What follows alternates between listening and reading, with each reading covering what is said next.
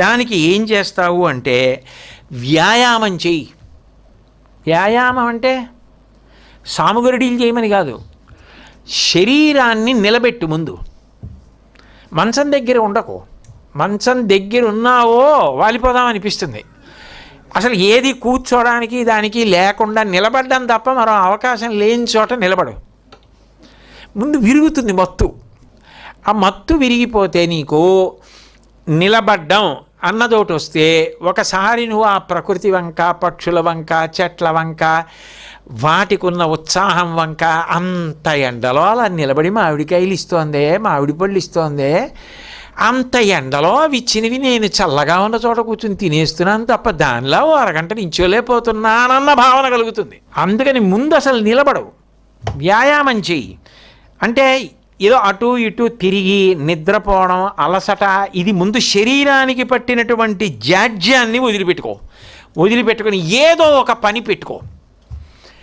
ఈ పని నేను ఇవాళ పూర్తి చేయాలి అని పెట్టుకో. అది దానివల్ల ఎంత ఉపయోగం ఉంటుంది వదిలిపెట్టేసేయి. పైన ఉన్న అమ్మవారికి సంబంధించిన పుస్తకాలన్నీ మధ్యలోకి పెట్టు, మధ్యలో ఉన్న శివ సంబంధమైన పుస్తకాలు పైనెట్టు. ఏమిటి ఉపయోగం ఉంది? ఇంతకుముందు ఎప్పుడు పడుకోవడమే కానీ చూడలేదు. ఇప్పుడు ఓహో మన దగ్గర శివుడి మీద చాలా పుస్తకాలు ఉన్నాయి, అమ్మవారి మీద చాలా పుస్తకాలు ఉన్నాయి అని తెలుస్తుంది. అందుకని ముందు పోయే ఏదో ఒక పని మొదలెట్టు. ఆ పని అవ్వాలని పెట్టుకో, ఆ పని చేయడం మొదలెట్టు.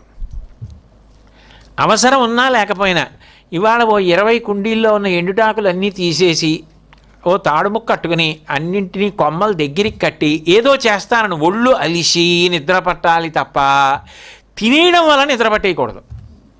ముందు అది మొదలెట్టు. ఏదో కార్యం జోలికి వెళ్ళావా, మత్తు వదిలేసిందా, ఇప్పుడు రజోగుణాన్ని పట్టుకొని తమో గుణాన్ని దాటావు. ఇద్దరూ దొంగలే, కానీ పెద్ద దొంగని తప్పించుకున్నావు. అసలు ముందు భగవంతుడు ఇచ్చిన కాలం సద్వినియోగం అవడం మొదలెట్టింది. లేచి ఉండడం అలవాటైంది. అసలు లేచి ఉండడం అలవాటు అయితే చాలు, ఏదో ఒకటి చేస్తాడు ఎప్పుడప్పుడు. అసలు లేచే ఉండకపోతే ఎప్పుడు పడుకుంటే కష్టం కదూ. అందుకని అది చెయ్యి. ఆ తర్వాత ఏం చేస్తావు అంటే రజోగుణ సంబంధమైనటువంటి ప్రవృత్తులు కొన్ని మొదలవుతాయి. అవి మొదలైనప్పుడు ఏం చేస్తావంటే ఏదో ఒక కార్యం చెయ్యాలి కదా నువ్వు. కాబట్టి నీకు ఎంత అర్థమైంది వదిలి. నేను రామాయణం ఒక 100 పుటలు చదువుతాను ప్రతిరోజు, లేకపోతే 16 సర్గలు చదువుతానని పెట్టుకో. మనసుకున్న లక్షణం ఏంటో తెలుసా? అదే చెప్తుంది. నిన్నను ఆయన చెప్పారు కదా వివేక చూడమణిలో ఉందని, రేపటి నుంచి 16 వద్దులే బాబాయ్, ఎందుకైనా మంచిది, ఎందుకైనా పెద్ద పెద్ద సర్గలు ఉంటే లేనిపోను గొడవ, అందుకని 8 ఎట్టుకుందాం మనం. 8 కూడా మంచిదే. 8 ఏమీ అష్టాదశాధ్యాయిని బాహువులని అవి ఉన్నాయి కదా, 8 పెట్టుకుందాం. ముందు బేరం మొదలు పెడుతుంది. సరే 8. ఆ తర్వాత మొదలు పెట్టేటప్పుడు కొంచెం భయంగా ఉంటుంది. 8 అన్నాడు, 8 ఏదైనా తగలదు కదా పర్వాలేదా అని. 8 చదివి ఓ వారం రోజులు చదివాడు అనుకోండి, 9వ రోజున ఏదో పని వచ్చింది, అదొకటి పెట్టుకున్నాం కదా, 8 సర్గలు చదవాలి కదా. లేకపోతే మళ్ళీ నాకే అదోలా ఉంటుంది. 8 సర్గలు చదువుతానని చదవలేదు, మళ్ళీ రేపు 16 సర్గలు చదువుతాను. ఇదంతా ఎందుకు? ఆ 8 సర్గలు చదివేస్తే గొడవ వెళ్ళిపోతుంది. పోన్లే ఒక గంట ముందు లేచి ఆ 8 సర్గలు చదివేద్దాం అంటాడు.